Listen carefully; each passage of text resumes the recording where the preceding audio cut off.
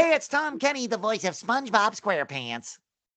And Jill Talley, the voice of Kara in the computer. And you are watching 1, 2, 3, The Boys Podcast with your host, Joe Zito. If only I could see you one more time, so I could tell you how much I love you. If only I could hear you meow one last time. Meow. Yeah, like that. Gary, your purring is making it hard to forget you. Gary! Oh, Gary! Karen, Oh, sorry, Planky Bear. I'm just a little distracted, waiting for our baby to be delivered.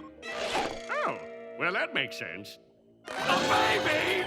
I don't want a baby! I like cereal. I like potatoes. I like cereal. See, and I like potatoes. I like cereal. See, and I like potatoes. This is a tree poem by, Heimlich McMuesli. Oh, that's a good one, Gretchen.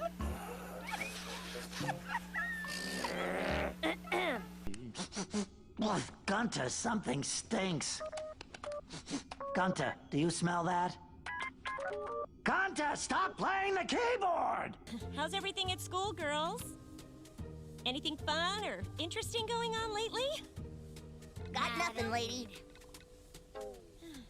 Hello, everyone, and welcome back to an episode of Boys Podcast. Today is a very, very, very special episode as I'm joined by two very talented people, both of whom have appeared on many TV shows and movies, and they've also worked with each other on some of them. Miss Jill Talley, who you might have seen in The Boondocks, Camp Lazlo, The Loud House, the newly released show Chicago Party Ant, and SpongeBob, alongside her husband, who is also my other guest, Tom Kenny. Tom Kenny, you have seen him in shows like Cat Dog, The Powerpuff Girls, Foster's Home for Imaginary Friends, and Adventure Time. So welcome Miss Jill Talley and Tom Kenny. Welcome, guys. Hey, Joe. Thanks for having us on the show. We've been having to come on for a long time. I'm a big fan of what you do. You're really great at it, and we've been trying to make it work schedule wise, and it's finally working. So thanks for having us on your show. Thank you. It's an honor. Yeah. Okay, so all these questions for both of you guys. What have you guys been up to? Like, how are you guys doing? Wow, we're doing good. I mean, the world changed for everybody in March of 2020, and our way of working changed too. Not as much as a lot of people's, but we had to start obviously recording from home, which we're still doing 99% of all our recording from home, from these offices that you're talking to us from right now. And so that's different, but cartoons, I was just talking to somebody about it earlier today. Cartoons were able to kind of continue without a noticeable change in the finished product, right? Like talk shows looked different, and they couldn't make sitcoms, and they couldn't film movies for a long time because of sets, and and you couldn't have kid actors, child actors, because they weren't vaccinated. So a lot of these places, when the pandemic hit, got really suddenly very interested in animation and cartoons. Netflix was like, how about cartoons? And Hulu's like, hey, how about animation? So we've been working a lot, knock on wood, we feel very lucky, and just we've been working in a slightly different way, but work-wise, it's been kind of interesting. What do you think, Jill?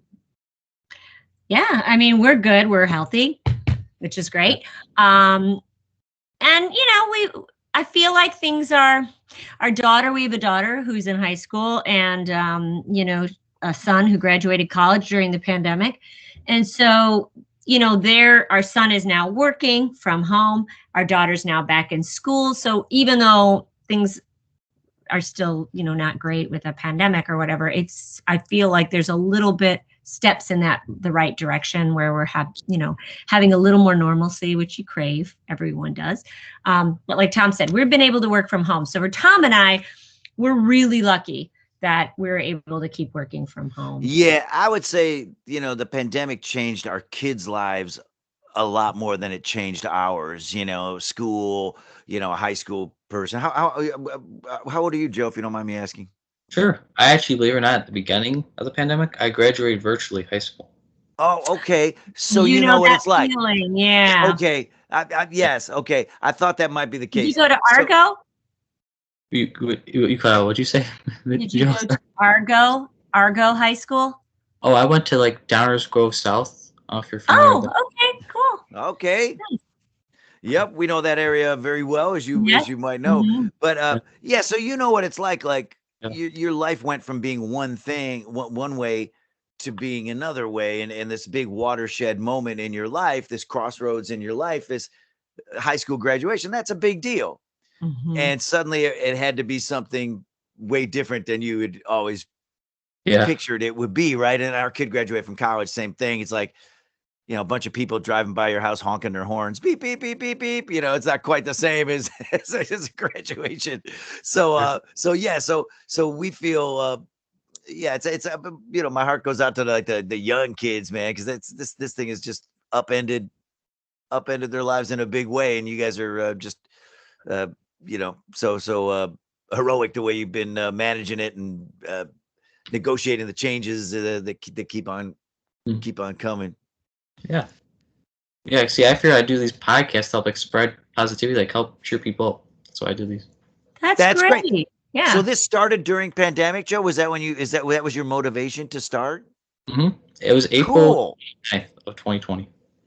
That's great. I Mm. I think that's great. I think spreading positivity is really a noble, awesome thing to do, and it helps everybody. It helps you. It helps us. It helps everybody because it's easy to get kind of caught up in that negativity because a lot of stuff's not great, and Mhm. if you sort of go down that rabbit hole only, I'm all about the two columns, like okay, this sucks and isn't good, but there's this, silver linings, to use that irritating phrase, but that's kind of what it is, You're and like SpongeBob that you see the good.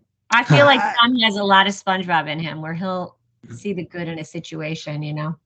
Well, I think part of that is just to keep from going insane, right, Joe? Like, Mhm. just if you go to the dark side, it's like I don't want to be Darth Vader, you know what I mean? So it's like you don't want to give into that because there is plenty to to be worried about or not feel great about. If you don't acknowledge that, you're a goofball. But you gotta look at that other side. So the fact that you're putting this stuff out there and putting positivity out there and giving people a happy place to go to and experience, and you're giving that to us right now too, Jill and I being able to talk to you and be on your on your podcast is bringing a lift to our day. So again, thanks. Thank you, guys. Appreciate it. Yeah. Mhm. Okay. So, what made you guys want to become a voice actress/actor, and who would you say is your guys' biggest inspiration for voice acting? Ooh. Ooh. Jill first. Um, I started out doing just kind of straight voiceover, commercial voiceover in Chicago. Just radio commercials, right? Yeah. And so Humana but I Insurance. yeah, exactly. But I also did Second City in Chicago. So I did character stuff at Second City and I did improv. And so animation is a nice way to sort of blend those two things, like, to be able to do the character stuff, but just use your voice. So I kind of came into it in a really crazy, weird way. I feel like, I don't know. I feel like Tom came into it maybe in a more traditional way. I'm trying to think of, I can't even remember how I got my first voiceover in animation. But then once I did it, I really loved it. Once you do it, it's like, oh, this is kind of like what I used to do at Second City, except I'm doing it all vocally. And I really like that. It's fun. Like that. Okay. Yeah. And with me, I don't know if my way was more traditional really, but it was kind of untraditional, but it's what I always wanted to do. Yeah. Like since my earliest my earliest ambition was or not, I always kind of fantasized about being a cartoon voice actor. When I was a kid, I was really into cartoons, really into animation, and how cartoons got made, and kind of, reading the credits, who's Dawes Butler, who is, who's June Foray, who are these people, Mel Blanc, that guy's name is on every cartoon, who is this Mel Blanc guy? Wow, the same guy that does Bugs Bunny is also Barney Rubble on the Flintstones, mind blown, and that was like, pre-internet, right? So you couldn't just Google this stuff. It was kind of hard to find out stuff like that. You know what I mean? You're asking, adults are like, I don't know, I'm busy, get out of here. Didn't you, Tom, What are you worrying about Bugs Bunny for? Huh? Didn't you write a school paper where you had to write about a great American and you wrote about Mel Blanc? I wrote about Chuck Jones. Chuck Jones. Which I'm sure the teacher was expecting Abe Lincoln or something, but she was. So that'll tell you, Joe, like I was always into that. Like in 5th grade, the teacher said, write an essay about any great American.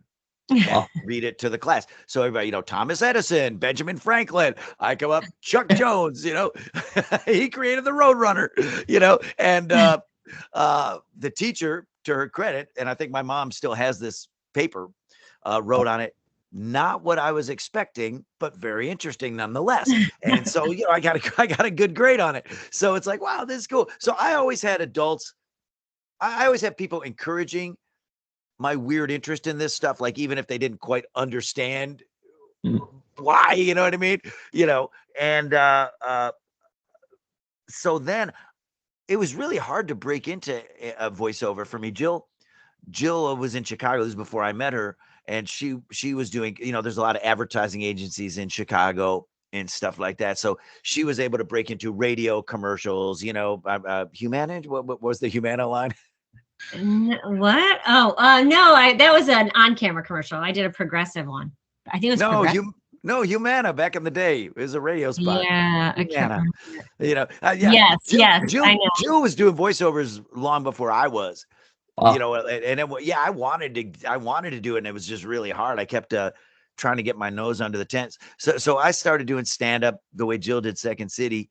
I started doing stand-up comedy. And then that kind of led to be doing some stand-up on TV. And then that led to occasionally being on camera acting, in stuff like, doing an episode or two of a sitcom or something.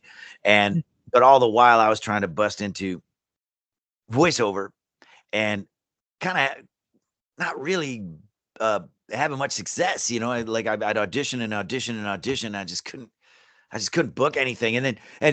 So you start doubting yourself, right? You start going, maybe I'm just not good at this, and because you don't have a track record to look at. You go, no, I am good at this because I got hired to do it. Somebody gave me money to do this. I know I don't suck at this. But when you don't have that, you're like, maybe I suck at this. So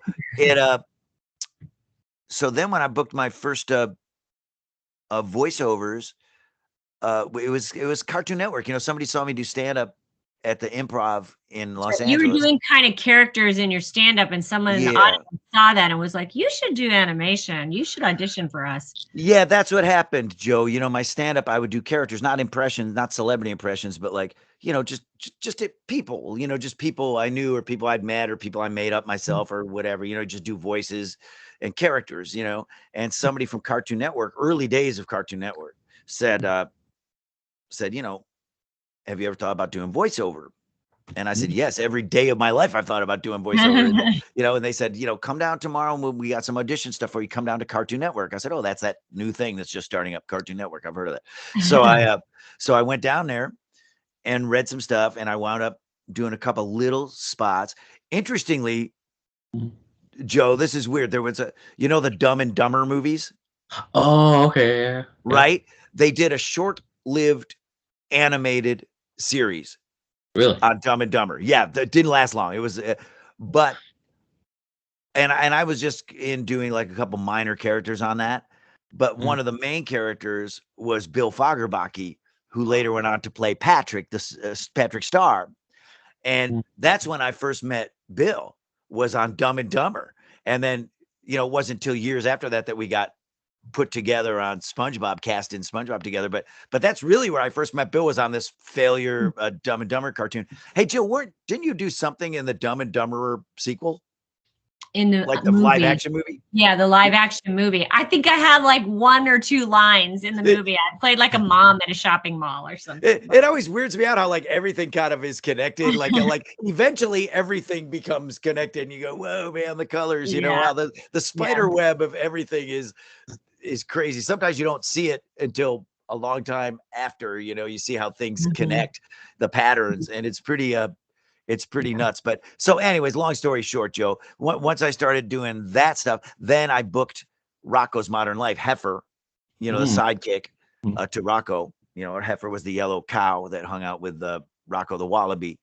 And, you know, I kind of the Patrick of that show. I was kind of the dumb sidekick on that show, like the dopey sidekick. And that was my first series, and I loved it. And then that ended, and then I didn't book anything for a long time after that. I was like, wow, But maybe that Steve was Hillenburg came in to also, at the end of that show, Steve Hillenburg came in and did some directing, right? And that's how you. Well, he was the creative director on that show. So you know, so Steve came in, and you know, Rocco's Modern Life was his first job, and it was my first series, and him and I got along really good. And then after Rocco ended, I didn't book anything for quite a while. I'd keep auditioning, and then I'm like, maybe Rocco's Modern Life is my animation career. Maybe that's it. Maybe that's the only thing I'll ever book. I don't know. Back to stand up, which I'm not really loving right now, but okay, you know. And then Steve Hillenburg told me about this little thing that was percolating in his brain. This show about a sponge named Spongebob, and he works in a restaurant. And he's got like a boss who's a real cheapskate that's a crab. And, you know, he told me about this and showed me this stuff. And he was thinking about putting together a pitch, what they call pitch Bible for Nickelodeon, where you draw the characters and just show them what the world is going to be like. You know, this is what the series would be. These are some sample episodes of what the stories might be about, you know. And he showed me that, and I fell in love with it. And then it actually wound up happening. And, you know, they made a 7-minute short of it. And then it got picked up for a series. And then the series got picked up. And 20 something years later, it's still going on. And Jill's on those shows as well. And so really, Steve Hillenburg, you know, was really like the guy who, well, there's a few people, you know, Joe Murray, the creator of Rocco's Modern Life, he gave me my first voiceover series. So there's certain people in your life that just come in at the right time. And when you look back, you're like, wow, if I hadn't met that person, or, you know, I don't know what I'd be doing, you know, probably, you know, I'd be doing something, but maybe not something that I love and enjoy as much as animation. Wow. I feel like it was like meant to be, you know, like right time. You know, you do feel that way sometimes, you know, Joe, you do. Well, it's funny how all the steps happen too, like, you know, the little step to doing, you know, stand up, and then you do characters in your stand up, and then someone sees you and you come over here and audition, and then you meet that person, and then you meet, and it's almost like the path is kind of this winding road of like meeting people and trying things. Right. And saying, like Tom always says, saying yes to stuff. Yes, I'll audition for this. Maybe I won't get it, but I'll try. Like both of us have always been. It's not really in my wheelhouse, but what's the worst that could happen? Somebody listens to the audition and goes, yeah, he's totally wrong for this. And they fast forward through your audition. I can deal with that. That's fine. You know, so, so yes, doing stuff outside your comfort zone. And it sounds like, Joe, that, had you ever podcasted before you started doing this? No. So see, so it was outside your comfort zone. Yeah. That's my point, right? And look, and it's turned into something, and you got this great show that we're dying to be on. So, so it's like you keep saying yes to stuff, and even if you get discouraged, like we both had cases where we might have wanted something and didn't get it, and we got a little discouraged, we just kept going, and you know that's kind of the lesson there, I think. Like that. Yeah, and not listening to negative people. Yeah. Not listening to the negative put down people. You know, it's like, you know, yeah, everybody's a critic, you know what I mean? It's like, you know. So easy to be that person, and it's so boring. Those people are boring. Why don't you do it? Why don't you do it? Yeah. Yeah, exactly. Yeah. But yeah. So, you know, there's a lot that you got to deal with, but that's life, like no matter what your job is, you got to deal with those people. I mean, it doesn't matter if you're working in an office, or at Dunder Mifflin or whatever, you could, that's just, you just got to deal with those people, and you got to decide what you want to do and what your attitude towards things is going to be. And you gravitate towards the positive people that are doing stuff. And, like Jill was saying, this is totally a business of relationships, like the people that you met when you were in your 20s or early 30s or whatever, now we're in our late 50s, those are the people that we're still working with all the time. You know what I mean? The people that stayed in the game, and like this person that started out on Rocko's Modern Life, then they worked on SpongeBob, then they wound up working on Adventure Time. And then they, I'm talking like animators and artists and stuff like that.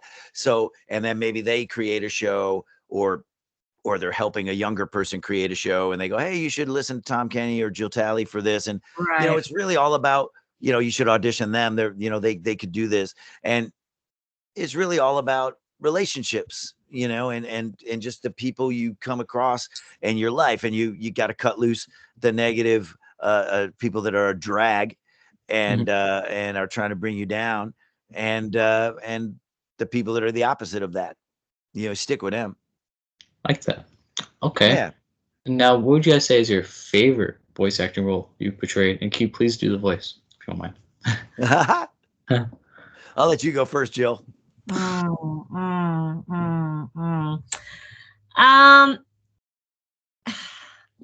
It's hard because, well, right now on Chicago Party Ant, which I love. I love doing. I love that show because I'm with all these Chicago people, which make me very happy. There was a character on that show, and I don't know. She's been I don't know if you've watched it, but you might not. I don't know how appropriate it is for you, but I don't know how your family feels about it. But anyway, there's a character coming up. Yeah, they wanted a girlfriend for Kurt, and they wanted her to be, so Diane, the lead, is kind of a harsh partying woman, and they wanted his new girlfriend to be kind of young and spacey and sweet and stuff like that. So, and it was going to, I think, be a one-time thing. I didn't know if the character was going to come back or not, but I got to do this character. It's really fun because she's just like really like, it's like super spacey and crazy, and it's like this fun voice because it's so different from what I'm normally doing. I'm normally, I feel like a lot of times I play characters that are really in my range and sound a little more like me. Bonnie on Chicago Party Ant is kind of fun because she doesn't have much of a Chicago accent until she gets mad. Her character, if she gets mad or if her character gets drunk, she gets really Chicago. So that's a fun character to play too, because I get to do both. I get to, I auditioned for the lead in that show and I didn't get it. And I walked home feeling, I found out I didn't get it and I was really sad. And then they called me back and said, we want to bring you back in for the sister. And I thought, ooh, this might actually be more fun because I get to do the Chicago character. And I also get to do Bonnie, who's a little bit more normal, So, so it's fun. I mean, it's fun. And so that's show. I almost play 3 characters because I have one character who has 2 different voices, depending on her state of mind, and another character that's totally different. And I love playing all of those. So that's been really fun for me. Oh, I like that. Yeah. And I also love playing Karen because Mr. Lawrence, Doug Lawrence, who plays Plankton, I really love playing off of him. We have kind of a honeymooners sort of vibe when we get to work off of each other, and it's really fun their relationships has really grown, and it's been kind of fun to watch how that has evolved. The computer wife who yells at her husband who created her. Yeah. So. Oh. Okay, Tom. Oh wait, favorite role you're saying? Yes. Yeah, let's see. Sorry. Sorry, ADD. But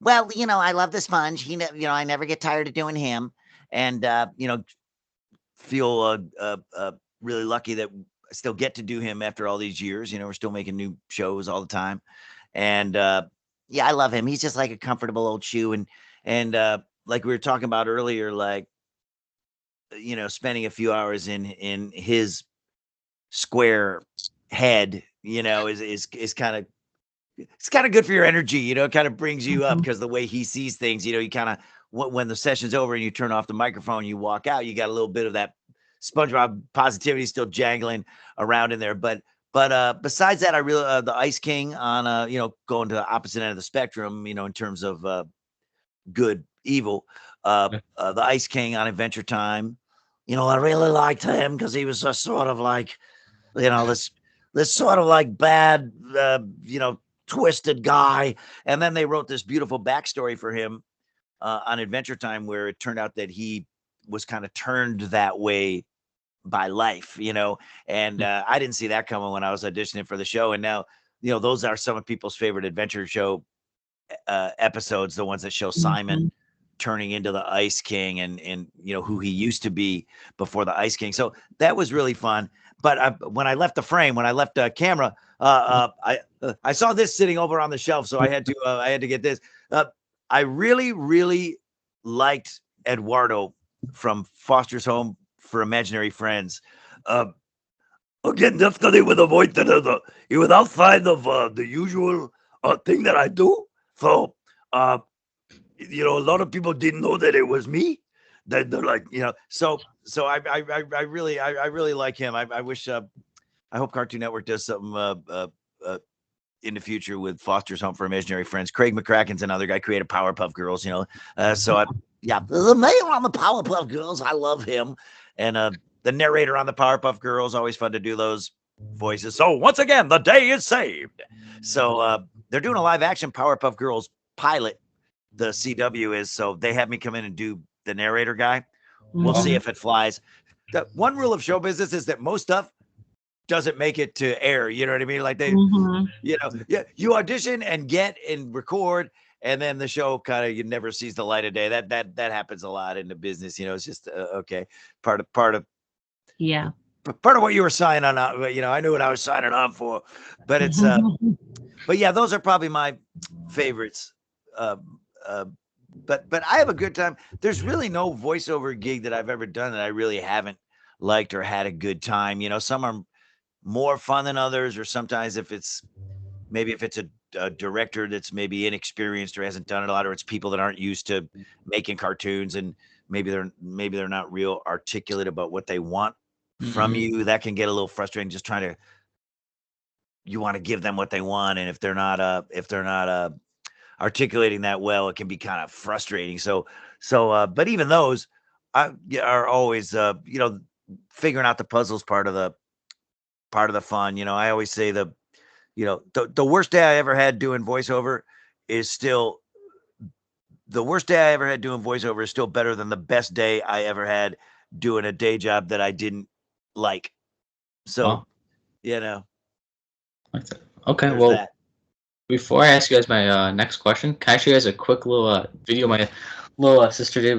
The one that drew the picture. She has a quick, it's a 15-second video. She how old's your sister? She's 9 years old. She did her best impression of SpongeBob. Okay. Yeah. Full video. Okay. Let me show you guys really quick. It's loading. Sorry, guys. That's all right. And right now she's at school. She's in fourth grade. Fourth grade. Yeah. Fourth grade. Yeah. When you're 9 years old. Yeah. Fourth. Okay. Let me load up. Sorry, guys.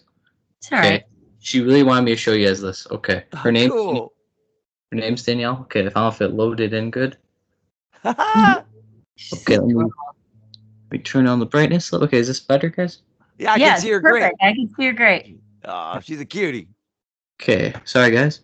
Hi, Mr. Tom and Mrs. June. My name is Danielle, and I'm going to do a Gary and SpongeBob impression.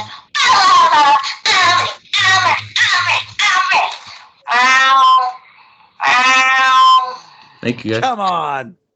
Oh, sorry, all guys. right.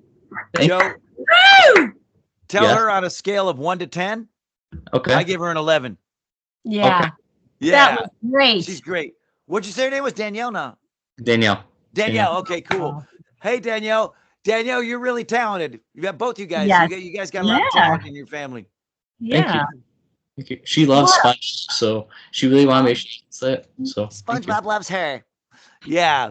Yeah, that's fun. I mean, yeah, I like doing Gary too. You know, it's funny. Like we were just talking about this the other day while we were recording. It's like we were recording a Sandy movie, like for a Netflix original. You know, it's like an hour long. I think I'm allowed to talk about it. You heard it here first on Josito. No, I think I'm okay. No, they did a press release, so I'm okay. I'm always worried because they're always like, don't talk about that until we do the official press release. But that actually has been in the. I know I read the press release, so I know I'm not jumping the gun on that.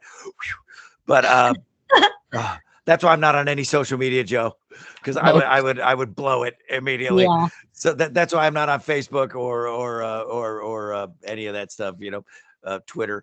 I do like to dance on TikTok. No, I'm kidding. I don't do that either. But yeah, man, that's great. That's great. Yeah, Danielle's got it. Thank you. Is there a role you guys want to do that you haven't done yet, but you really want to do it? You mean a role that we didn't get, that we wish we had booked, that we wish we had casted, but we didn't, or one that, or an existing character that we love that we wish we could do? That one. Okay, Jill, you first. You know what? I really want to play like a super villain kind of character. You know what I mean? Like those people that are always like, you know, you know, the women that are just like really mean and they, you know, like Cruella de Vil. Yeah, I want to play something like that. You know, just someone who's really mean. Yeah, yeah. I just love that. Yeah, you know, I mean, there's so many cartoons that I love, you know, and I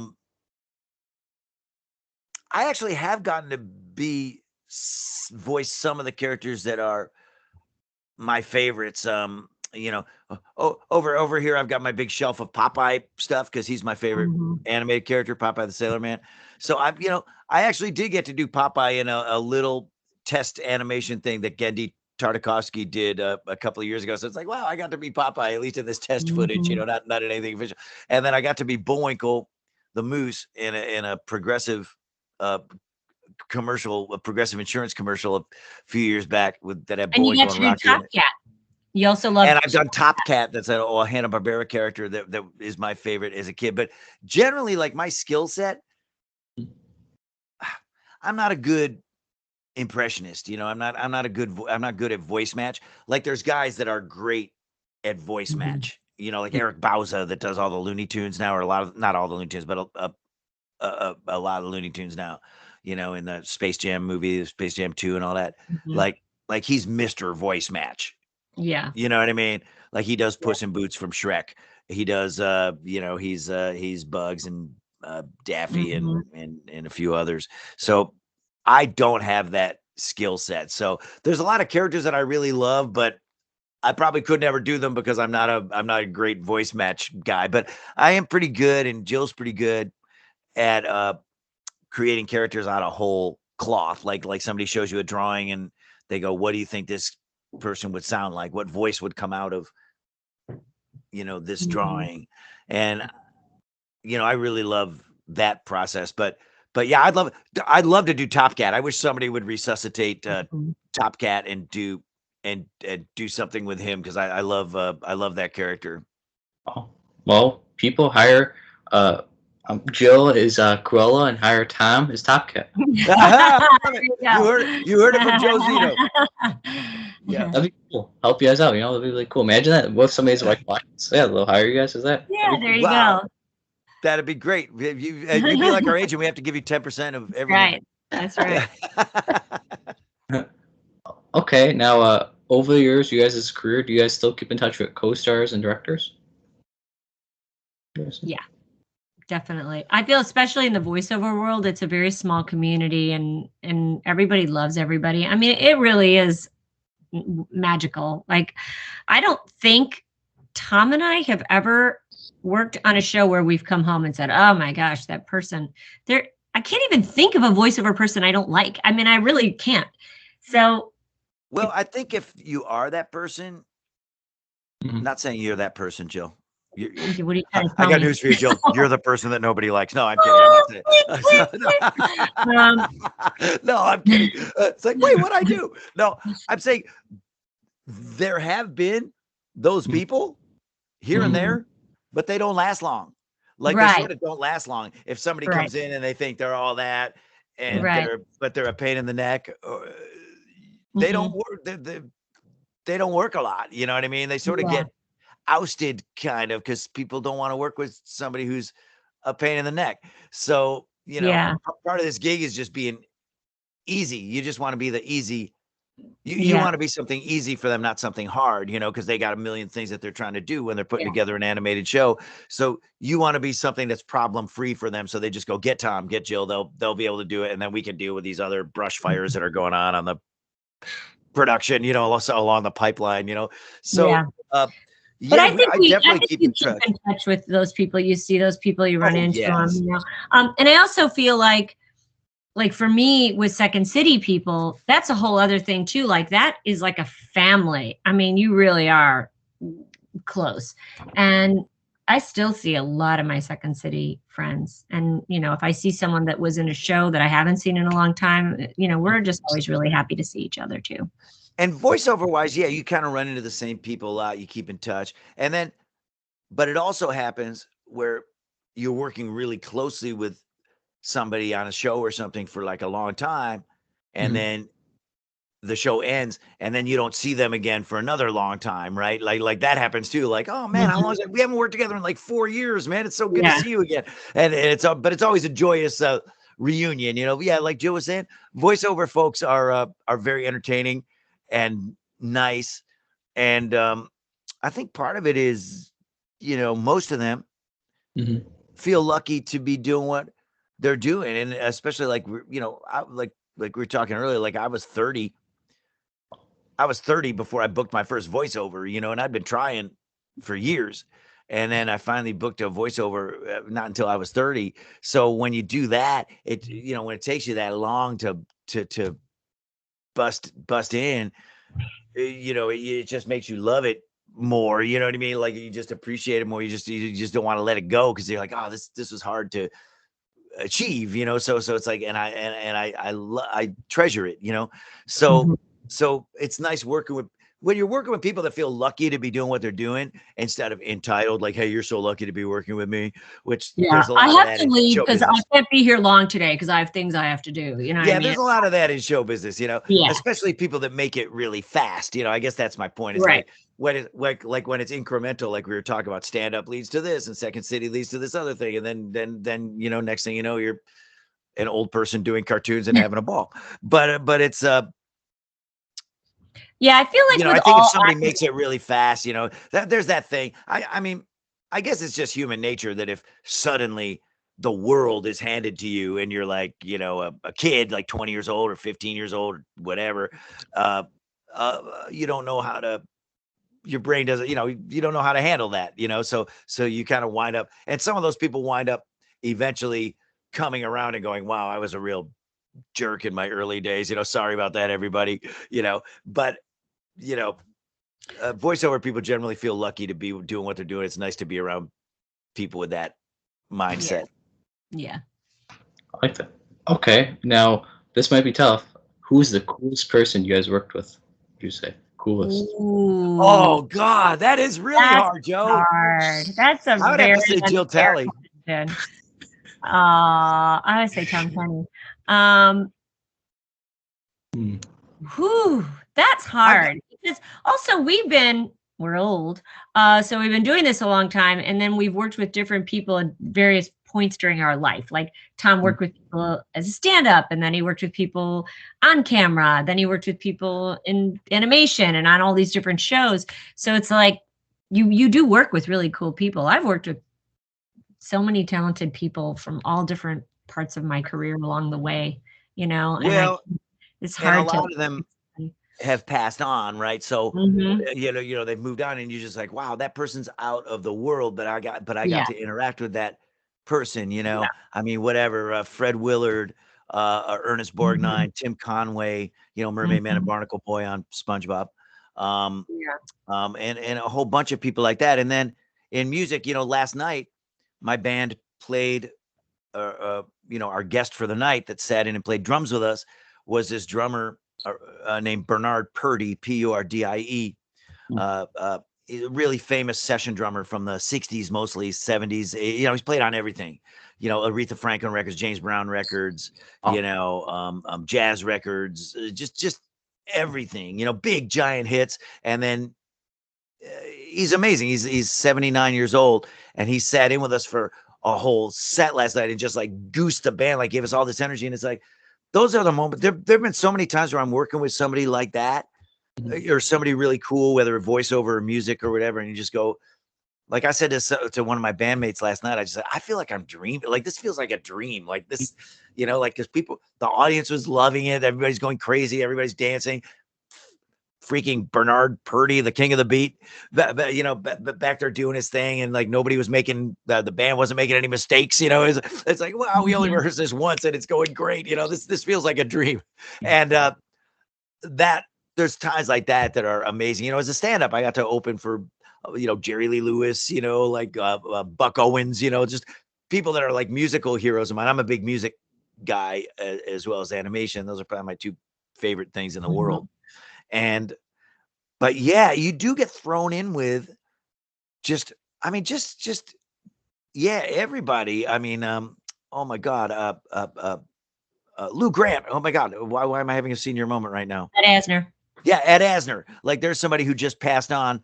Sorry, Ed, I've got too much going on up here, but yeah, Ed Asner just passed on. He was on SpongeBob, and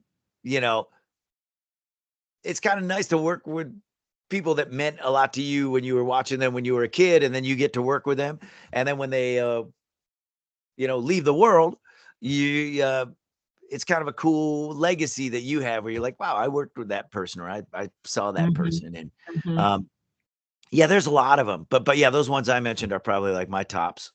Yeah. And I feel like people, when you talk about people who left us, I mean, when I was at Second City, I worked with Chris Farley, and he was in my cast. And, as much as everyone loved him in all his movies and loved seeing him on SNL and stuff like that, to work live with him every night and watch him improvise and see what would come out of his head.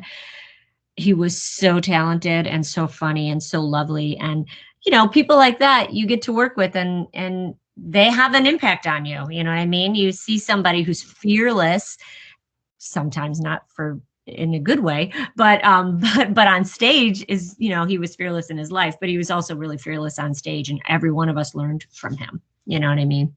And you learn from the masters. You learn from Fred Willard. When someone like Fred Willard, he played the grandpa in Loud House, and I got to work with him there. I got to work with him on SpongeBob. Yeah, we got to work with him a lot. There's a guy including doing live stuff. Yeah, and there's a guy who just always delivered. I mean, I just was always would shock you with his quick wit and how funny he was, and how, just amazing talent. Yeah. Joe, one thing I'm realizing that as I get older, I really, really am drawn to and admire the old dudes who've been doing it a long time, like Bernard Purdie that played with us last night. You can Google him. It's crazy. 4,000 albums he's been on, literally.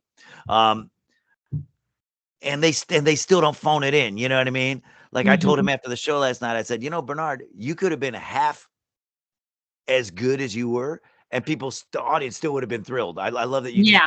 It's like that would have been good enough. When there's a really good, wow, that was cool. It's like when there's a really good seafood restaurant on the wharf in a tourist area. You're like, you could be crappy and people will still go because it's a tourist area. Those people that have been doing it a long time, if anything, they're such an example. I guess it's why they've been around for so long, because they don't phone it in and they work so hard.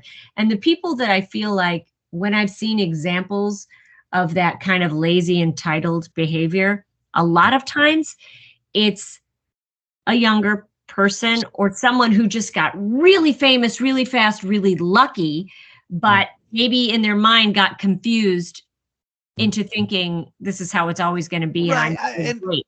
I try to have empathy for those people to a degree, because Yeah. you're like, wow, this thing, like we were saying earlier, this thing happened to them, and they you know, I don't know how would I have been when I was 20 years old if that happened to me. I don't know, but yeah. So my goal increasingly going forward is to be the old guy that never phones it in. Mhm. You know what I mean? Where they go, wow, that guy could have sleepwalked through that part, but he gave it everything, man. He screamed and he went crazy and he went,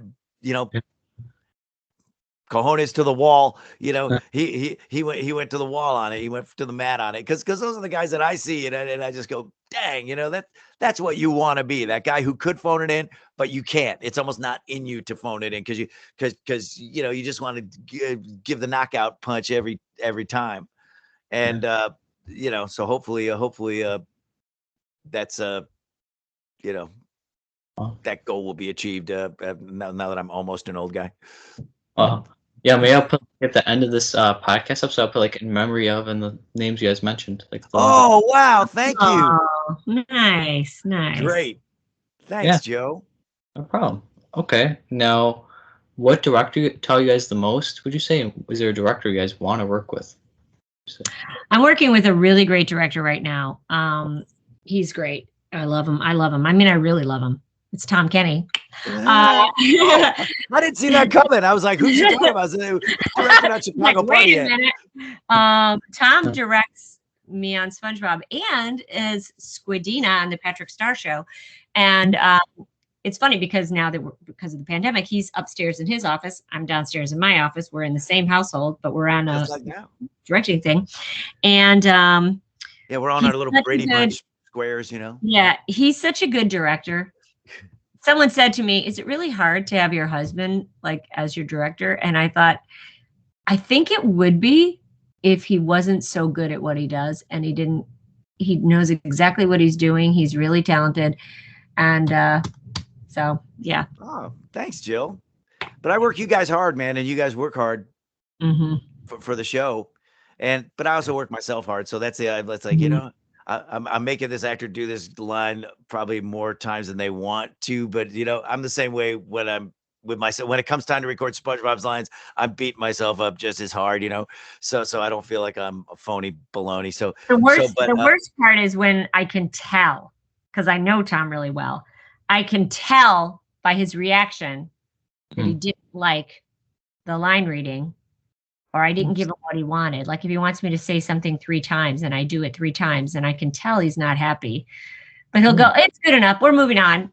And I know he's not happy because I can hear it in his voice. That drives me crazy. But the only time I say we're moving on is if I never settle for anything that's not good. I'm telling you. But sometimes the clock is ticking and you go, oh, we got this other actor coming in. So you go, you know what?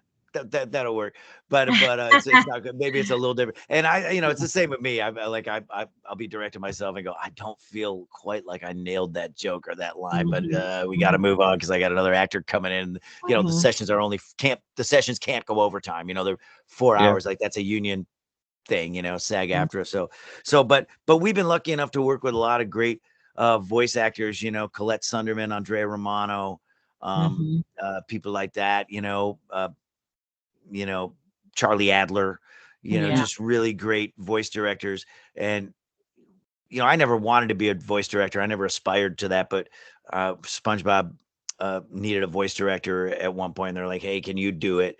And I said, okay, if it doesn't work out, no hard feelings, I'll try it. And if it doesn't work out for you guys, don't worry about hurting my feelings. Because I might not be good at this. And it worked out pretty good. It's been a few seasons now.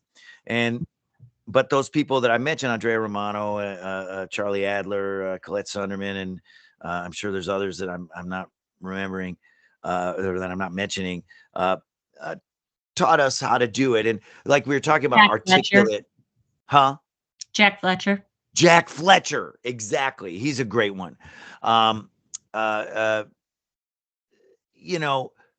A lot of times, like the director is the conduit between the creator of the show and the actors, right? So it's like the guy created the show, and then there's the actors in here. But sometimes the creators of these shows they don't quite know how to talk the language of acting, you know, like of voice acting, you know, because they're animators or whatever, they draw, you know, and so They you know need what that. they want, but they can't articulate it. So you need that person in the middle who can kind of divine what the, you know, what the creator of the show wants, and then put it into the language that the actors can understand and go, oh, okay, that's okay, you know. So that's, you know, that's what the really good voice actors I've worked with like had going for them, and what I try to do when I'm directing SpongeBob. So, but you know, I just got to work. Speaking of directors that you admire, like I just got to work doing voiceover with Guillermo del Toro. Oh, okay. Yeah, he's great, right? And Yeah. yeah, I really like his stuff, and I always felt like him and I would get along. Like I see what he's into. Like he's really into old monster movies and horror, old ones, you know, 30s stuff and 20s, 30s, 40s, but he also, you know, he makes movies that are kind of outside the box, like different and cool. Like his movies aren't like cookie cutter movies, you know. So yeah, I got to do a voiceover with him recently. I was in a recording studio, and then he was on Zoom, you know, but they had him on a big screen, so it was kind of like he was there. I'm not sure where he was. It was 7 a.m. for me, so I don't know what time it was where he was at, but probably definitely not 7 a.m. But it was cool to be directed by him. Like, wow, this guy's done so much cool stuff, you know, like those Hellboy movies, The Shape of Water, and he's got a new movie coming out called Nightmare Alley. That's a modern version. He said not to call it a remake. It's like a modern version of an old movie of the same title, Nightmare Alley. That's one of my favorite movies, favorite film noirs, you know. And so, you know, I got to talk to him a little bit about that. And, you know, again, that's one of those things where you're like, I feel like I'm dreaming. I'm talking to Guillermo del Toro about this 1940s movie, Nightmare Alley, talking about Tyrone Power with Guillermo del Toro, you know, at 7 a.m. You know, it's like, yeah, it's cool. It's like a charmed life. You know, it's like, wow, I don't know what you know, I never went to college or anything. You know, Jill never went to college. We started kind of doing what we're doing right out of high school. Not that I advise that or think that I probably wouldn't recommend that to people, to young people. Don't go to college. Yeah, you know, my own kids are going to college, but we started doing what we're doing straight out of college. So high school, you know, if it hadn't worked out, you know, I don't know what I'd be doing. I don't know if I'd be, I don't know, cutting meat in a grocery store or something. I don't know. You know, not that there's anything wrong with that, but it would probably be something different than what I'm doing now. And yeah, sometimes there is that feeling like you feel like you're dreaming, and I'm like in a good way. Sometimes life feels like a bad dream, but more often you feel like you're having this really good dream. And I don't know that, like, I think I get to experience that feeling more often than most people, you know, so I feel super fortunate and lucky. Oh, I like that. Okay. Yeah. Now, if you guys didn't go into like voice acting or acting in general, what do you guys think your career would have been? Or what other hobbies do you guys have? Whew. I really I would probably get into like making props or something like that. I feel like she's handy. I feel like I should just show you this. Our daughter is going to be in a play at school, Wizard of Oz. And I made a little decoration for the lobby. I'm going to show you. It's pretty. I think it's pretty. Jill's got mad Etsy skills. That's cool. She got mad Etsy skills. Yeah, I can't do anything. I can't do anything. I'm just going to move it. I don't know. Funny voices. Wow, this is like opening up. You see? Oh my God. Bring it closer. Bring it closer. It's hard. It's kind of heavy. Oh yeah, don't wreck it. I was trying to show it to Joe Zito. I was trying to show it to Joe Zito, and it fell apart. So that's the skyline of the Emerald City. So that's my the skyline of the Emerald office is a City. mess. And then the wizards. I am the great and powerful Oz. Yeah. You know, the scary My wizard office is a mess because I've been working on props and stuff. But I like doing this kind of stuff. She spent her weekend making the Emerald City. Out of pool noodles. skyline. Came out So that's pretty probably what you'd be doing. Or Jill, I always thought wardrobe you would be doing. I do wardrobe or something creative. I'm I'm a creative person, I think. And you always hang out with the And wardrobe people when you're working on I love camera. wardrobe. I love cooking. I love Yeah. making stuff. So I would have ended up in probably in the business somehow, but doing a different aspect of it. But I've always been drawn to performances, to performers, to creative people. I've always been at my happiest when I'm surrounded by people that are creative, no matter what they're doing. I don't care no matter what. Like I'm so impressed with people that can make something out of nothing. You know, whether it's writing a song, making something with your hands, painting, poetry. I just love being around podcasts. Exactly. And your little sister, like people that are, she's creative too. Like anybody who's creative, I'm thrilled to be around them. Yeah. Great drawings, by the way, Danielle. I think, I don't know what I'd be doing. I probably, I'm guessing like if I had done stand up for a couple of years and it wasn't working out, like we were talking about the slow steps, we keep coming back to that, but like I was always I started pretty young, I was doing stand up in my teens and playing in bar bands, playing in bands and bars in my teens, and, but then when I moved, when I moved to Boston from Syracuse when I was 20 and started doing stand up, I was always able to look at the end of a year. I was always able to look back at the last year and go, I did that much better this year than I did last year. It's microscopic, but I think I learned to do some stuff, and I maybe got a couple more gigs, or maybe a little better of gigs or whatever. And so that kind of keeps you going, but if that hadn't happened, like say I start doing stand up and it just didn't work out and it's like, forget it, I'm guessing I probably would have gone back to college and I don't know, been some kind of researcher or, English teachers. I don't know what I would have done. You would have gotten into forestry. Yeah, no. When Tom was in high school, he took some test that said what you would be good at. It was some kind of test they gave the kids, the counselors. No, what it was I didn't, senior year of high school, junior year, I didn't know. I had no idea what I wanted to do. Well, I knew what I wanted to do, but like there's nobody that can teach you that. And where I come from in Syracuse, New York, show business wasn't a real career. It's like, that's cute, but what are you really going to do? You know what I mean? Like it's funny, Joe, like living in LA, and I know a lot of my friends were born and raised in LA, and show business was kind of what everybody was in, as a company town. It's like, if you live in Detroit, you build cars, it just happens. Yeah. But yeah, like, here your dad is an electrician on a show. Yeah, my dad. Makeup. Yeah.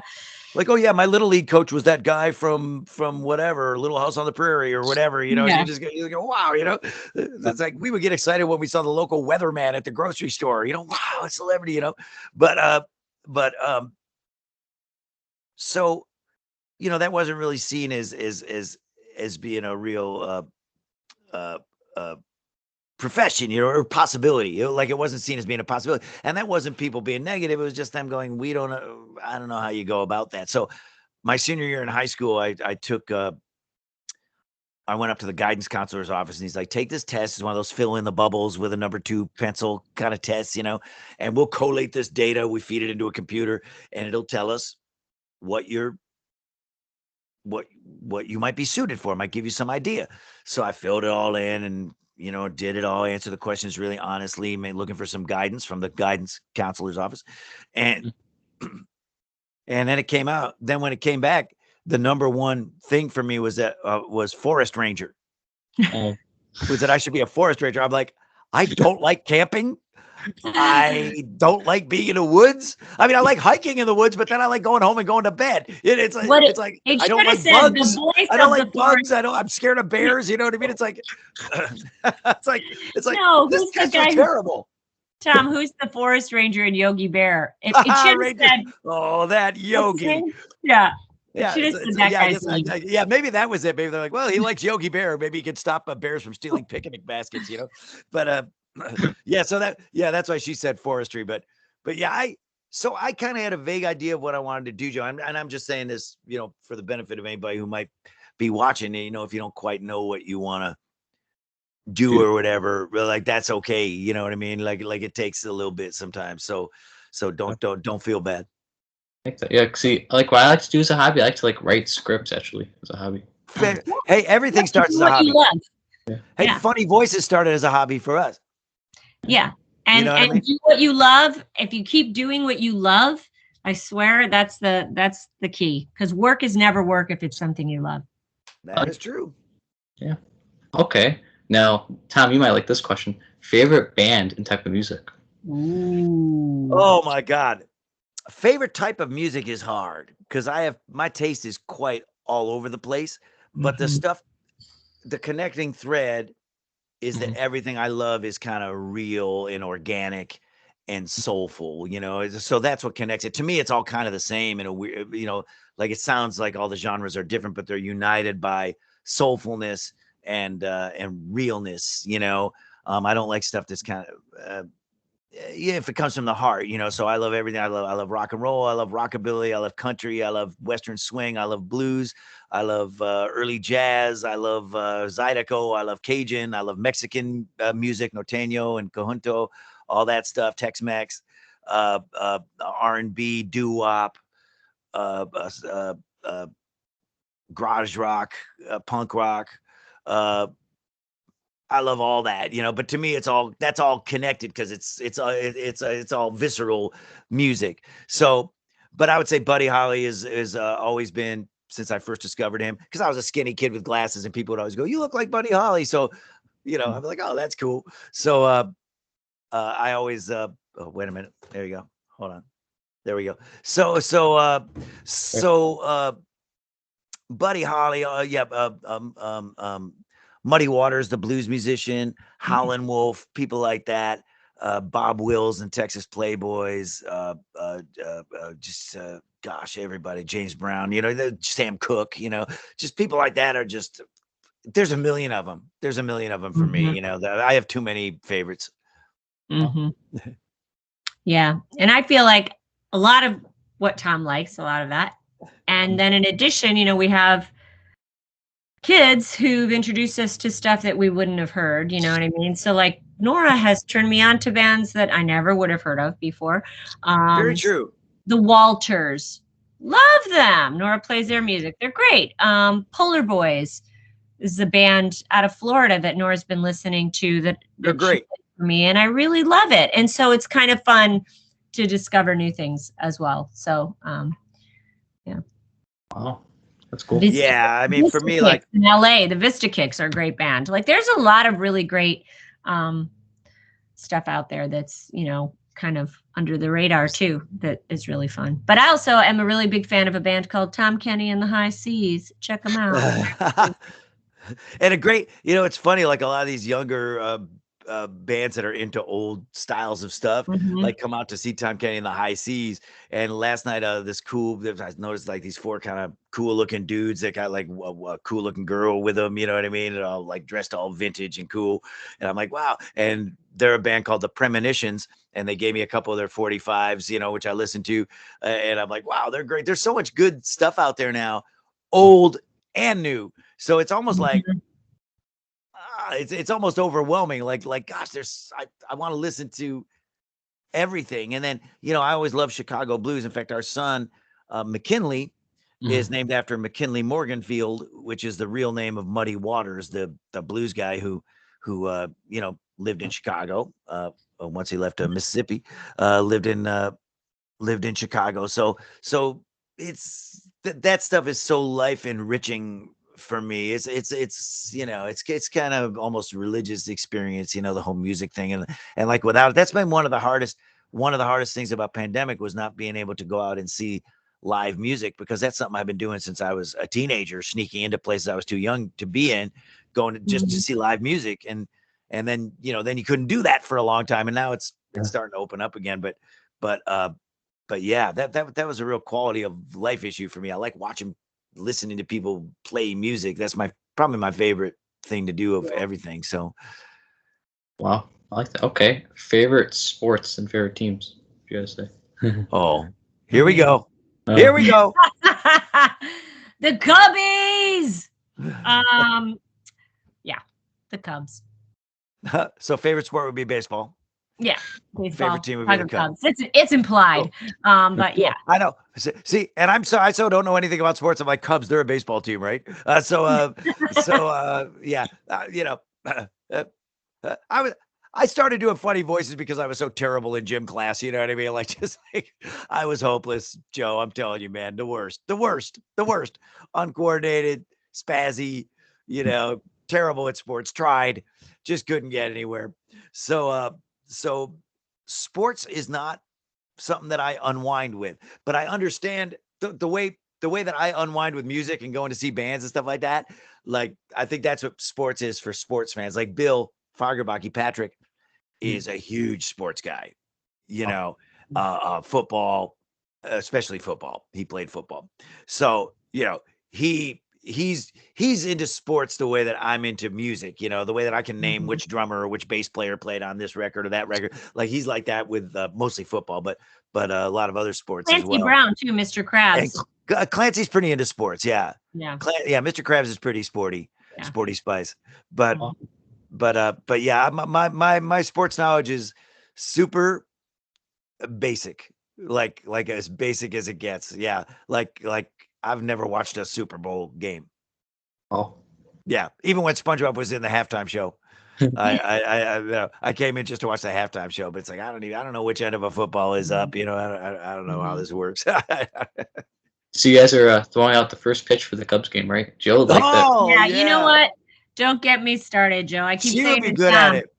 I keep saying, Tom, I wish that you would offer to do, go to Wrigley and sing, national anthem. You know that if I threw out the pitch, it would be a total Fauci.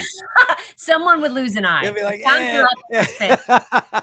I would do the Fauci pitch. It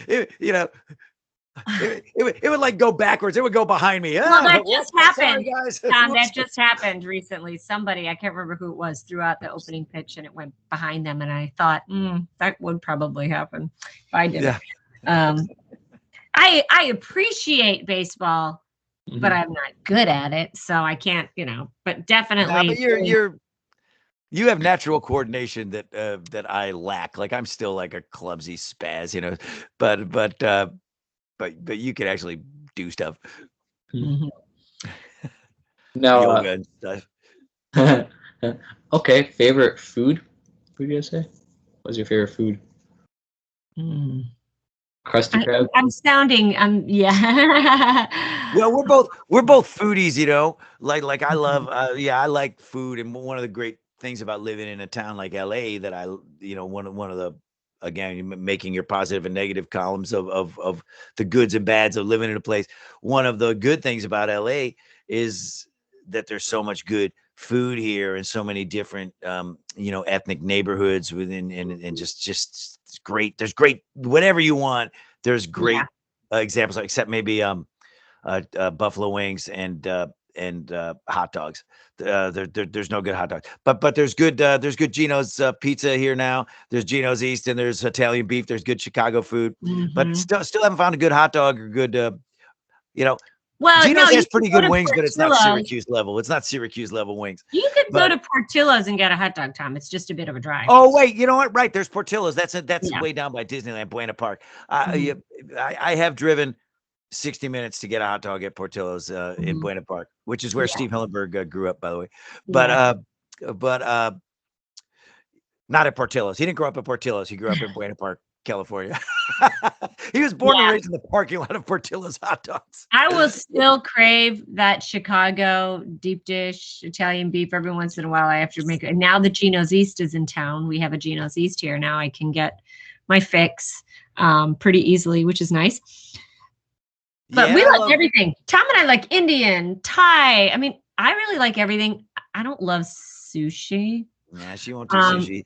I gotta crawl off and do that on my own. But I love New Orleans as a city and New Orleans. Yeah. So when you're in New Orleans, but you couldn't, the way that you eat when you're in New Orleans, you couldn't eat like that all the time, or you would just have a heart attack. You would just keel over. But like gumbo, red beans and rice, jambalaya, catfish, all that stuff. All the New Orleans seafood. Like New Orleans food is the greatest. But Yeah, but I'm so glad I don't. I'm glad I don't live there, because if I ate that, I would. I would you're already making be. me hungry.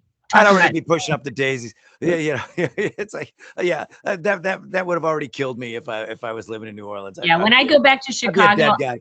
when I go back to Chicago, I love to get a cinnamon roll at Aunt Sather's. Come on. I love, you know what I mean? There's certain things that it's just like, oh God, you know. Yeah, the hometown comfort foods, do you it know, all the time. Syracuse with me, Chicago with her. That there's you know, those local Yeah. delicacies, regional delicacies that sometimes are a little hard to find out here, but sometimes they find their way out here. Somebody from Yeah. Syracuse that has place. Gianelli sausage, which is so good, and all yeah, kinds of Hyde's hot dogs, good hot dogs. hot Yeah, dogs. but yeah, so as you can tell, we just really just went we just went nuts on food for like 5 minutes. Yeah, we're I got a lot of favorite food, but yeah, if I could teleport to New Orleans right now, and I know right where I've eaten. I got all my restaurants planned. So next time you guys are in Chicago, I'll take you guys out to hot dogs. I love it. Yeah, come on. There you Portillo's, go. man. Yep, Yeah. no ketchup. Okay, now that things are getting back to normal, do you guys have any projects in the works? Any upcoming projects? Oh, Jill, I was waiting for you. I'm doing a voiceover tomorrow. I booked a commercial I'm going to do. Wow. Yeah, you know what? We have a couple things that we're working on that aren't on yet. I don't know if I can talk about it. I'm waiting to hear about Chicago Party Ant the next season. Yeah. You know, and we're doing the Patrick Star show, working on that. Yeah, there's a lot going on, Joe. You know, it's weird. Like I'm up here in this hole like all day, every day from morning till, you know, and then you leave and it's getting dark and you go, wow, I was just screaming for 9 hours. This is a very rare instance that Tom was able to do. I know, but my schedule's crazy because we wanted to do your show and it took a while to schedule just because of Mike. This actually like today I don't work till the afternoon, so it's like, wow, cool. And that's super that unusual. never happened.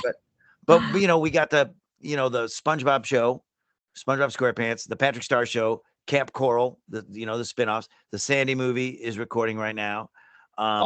And then that's just in SpongeBob world. That's just the SpongeBobiverse, as Viacom calls it, you know. And then there's the stuff that's not SpongeBob that you got to work in, you know, Rick and Morty and Final Space. And then we do a couple preschool shows together, Puppy Dog Pals and Tots, you know, that are both Disney and then just weird, you know, just odd stuff that comes along like that. That's another thing I like about this job is just like weird stuff that comes along, like, you know, like for example, like in the movie Ant-Man, the Marvel movie, like I'm like the voice of a talking toy in that movie, like Ant-Man, you know, like Ant-Man's got this ugly stuffed rabbit and he goes, I love you or whatever, like, and you know, that's me. And people go, wow, I saw your name in the credits of Ant-Man. What did you do in Ant-Man? I'm like, I was ugly stuffed rabbit, you know, for 2 seconds. So, I mean, that's another fun thing about this job is just that oddball, wacky stuff that comes along, you know, that just keeps the palate keeps the plate interesting. You know, you got your SpongeBob main course, you know, that's definitely the main course. And then other stuff like Rick and Morty is kind of like the nice little side dishes, vegetables, but in a way that makes you, keeps you from burning out on doing SpongeBob because you're not just doing SpongeBob, you're doing these other things. So when, you know, when the next day rolls around, you're like, oh, cool, I get back to SpongeBob, you know, that's cool. And, you know, so it's so there's a lot going on. And we're, you know, since pandemic, we got to be our own engineers and editors, you know, which luckily with the help of the great engineers and editors at Nickelodeon and the other places, Cartoon Network, Disney, and all that have great engineers and all the studios, but that walk us through our technological mishaps. But you know, I'm looking forward to getting in the studio again at some point. I like that. Yeah. Okay. Now, what is your guys' advice for younger kids that want to go into voice acting? What's your guys' advice? It's really hard to get into. I wish people ask all the time, like, you wish there was like a set answer. I will tell you, D. Bradley Baker, who's an amazing voiceover actor, has a web page that is amazing. Tom, what is it called? Is it I want to be a voice actor? I think it's I .com or want to something? be a voice And it's actor. free. It's a free You service. can- It doesn't charge anything. It's not a business You can thing look either. up D. Bradley Baker, I want to be a voice actor website. I think it's I want to be a voice actor or something. So if and you you'll look that find up, it. And yeah. he has broken down because, like us, he works on a lot of shows, and he including SpongeBob. He's yeah, Perch he was Perkins, the always reporter guy. getting Perch Perkins. He was always getting asked, "How do I get into voiceover?"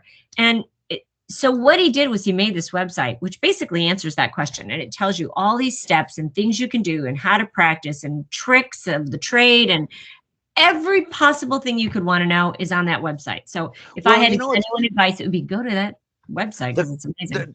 The cool thing about D. Bradley Baker's website is that it's about the art of voiceover, but it's also about the business of voiceover. Right. So he kind of tells you, this is how you can build your skill set. And then once you have that skill set, here's some things that might help you get out there, get yourself out there to the people that do the hiring. But like Jill said, that's very hard to do. And, so I feel like in terms of my own experience, like we were saying, like I got into it through a weird way. It took years. I had a stand-up. Somebody happened to see me at a stand-up gig, and Jill, whatever, Second City or in Chicago, you audition for. Well, and even the part of Karen, the computer, that part was supposed to be played by Karen Hillenberg, the wife of Steve Hillenberg. Steve's wife. He actually, that part was kind of created based on like an aunt of hers or something like that. And then Karen at the last minute decided not to do it. She didn't want to do it. She was so, self-conscious. Yeah. She's not an actor. She was an actor. So she's like, she got cold feet. Mm-hmm. And I was in the right place at the right time. And I knew Steve I did a little bit of Rocco's Modern Life. And so, he just had me come in as a placeholder to do that part. I don't even think it was really meant to be a permanent thing. And it ended up being that. So I got really lucky. But, a lot of it is luck. That's the thing about voiceover. It's like a combination of being in the right place at the right time, having the passion, putting yourself out there. Just being where the game's happening. If I can, if a guy who sucks at sports can use a sports analogy, grabbing a glove and getting in the game. But and it's funny. I never thought of this, Jill, but like you and Plankton, your TV husband, Doug Lawrence, Mr. Lawrence, he was a placeholder as Plankton. Mm-hmm. They were just using him. He's an animator. He's an artist. He started out on Rocco, and then he kind of had this talent for voiceover. So he does a lot of voiceover now too, but he still writes animation, draws and stuff. And he did Filbert on Rocco, but he his thing is, with Plankton, it was like, okay, Doug's kind of reading it, so we can hear the jokes out loud or whatever, but their intention was to hire somebody else to be Plankton, and then they just fell in love with his Plankton, the same way they fell in love with Jill's Karen. So sometimes it's just the luck of the draw, like good things happen, so and that offsets the times where they go, oh, they liked you, but they're going to go with a celebrity. That happens too. It's kind of a heartbreaker every time, but they want this guy from this sitcom or this YouTube influencer or whatever. They're like, they like you, but Joe Zito's we're giving the gig to Joe Zito. But I'm like, that guy. Oh, Darn him. Darn that Joe Zito. No, my nemesis, Joe Zito. He's my Lex Luthor. So I don't know where we were, what we were headed towards, but what was that question? I don't even remember. Your advice? No. Your advice for younger kids on going to place it. Yeah, great. Oh yeah, so we're talking about right place, right time. That's right. Come on, Tom, bring it home. Yeah, so D. Bradley Baker, that site, my advice would be go check out that site because he has a lot of useful. Yeah, but in terms of like, I would say one thing that was really useful for me, and I didn't realize how useful it would ultimately be to me, was just kind of, and Jill always did this too. I know ever since she was a kid, is just keep your ears open for like accents and characters and people and voices that you hear and stuff. You know what I mean? Whether it's movies or TV or people just out on the street riding the bus. Would you like they're like. That was always the stuff, and then you kind of mix and match. Like, since I'm not a great voice match guy, like we said, I'm not an Eric Bauza, but I'm pretty good at going, hey, if I take this actor from this movie and I mix it with this guy that I saw walking down the street yesterday that I heard talking on his cell phone, I can mix those two things together, and it kind of fits this thing I'm auditioning for. Wow, that's weird. And so, yeah, just keep your ears open and your mind open. And, I would also say just make stuff, because once I finally was able to break into voiceover, crack the code, get my nose under the tent, whatever, at 30 years old, after doing it for trying for years, every stand-up gig I did, every sketch group I was in, every band that I played in, every stupid thing I wrote that like maybe, never got outside of my desk drawer, or whatever. Like it all, practically all of it somehow came in handy at some point in the timeline. It all came in handy. Wow. I know how to do that because of this thing, this thing I did years ago. So just make stuff, do stuff like you're doing, Joe. Like, just make stuff and put it out there. And like your sister's doing with your drawings, just make art. Yeah, keep creating, keep being creative, and put it out there. And then you'll meet people, those, like we were talking about then you meet kind of like-minded people that you click with, and then you start working and collaborating with them on stuff. And that's how things happen.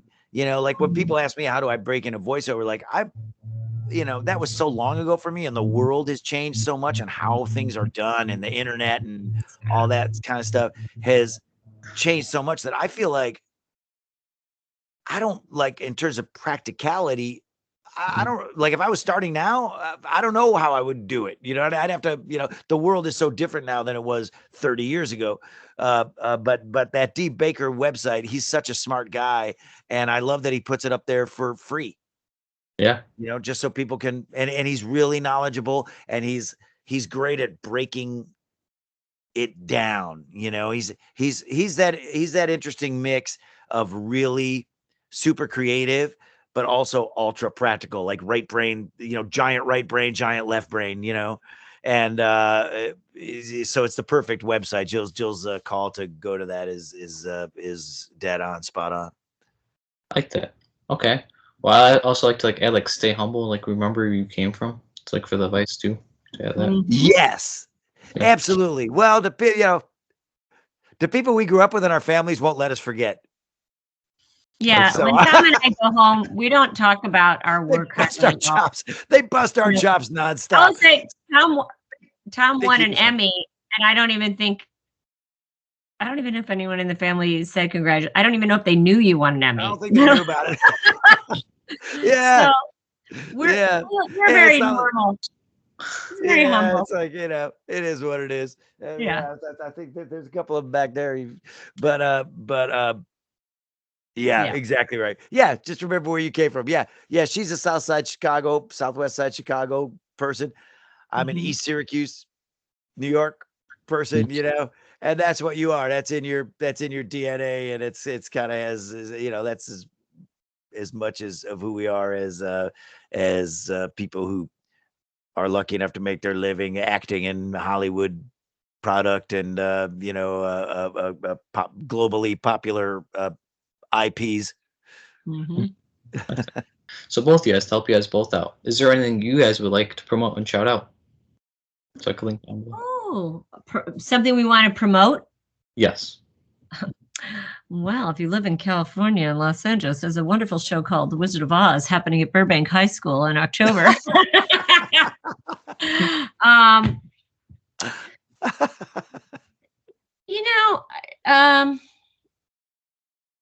Yeah, no, I think that I don't really have anything. I mean, other than the stuff that's already out there. Keep watching. I love it. Keep watching cartoons. We love the fans and the support. I love meeting the fans at Comic Cons and, Yeah. and stuff like that. Cause like we said, I'm not on any social media cause it scares me, but Yeah. I'm, And also be nice like SpongeBob. Be yeah, SpongeBob.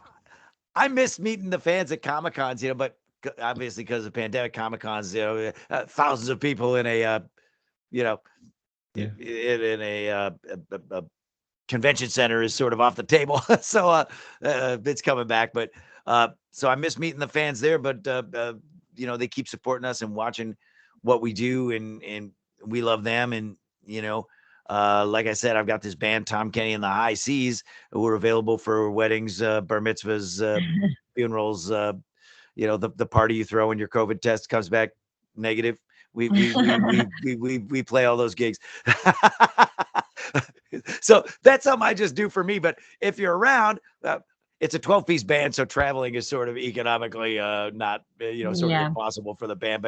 But if you're in an area where we're playing, come on out and see us. Tom Kenny and the High Seas, HI-SEAS. I like that. Okay. Well, I thank you all so much for watching. Thank you, and Jill and Tom, for being awesome and amazing guests.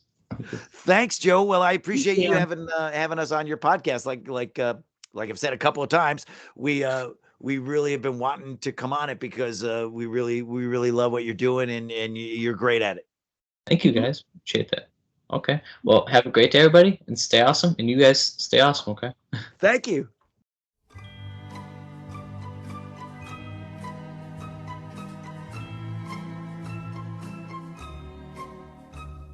The sun is out, the sky is blue. There's not a cloud to spoil the view, but it's raining, raining in my heart. The weather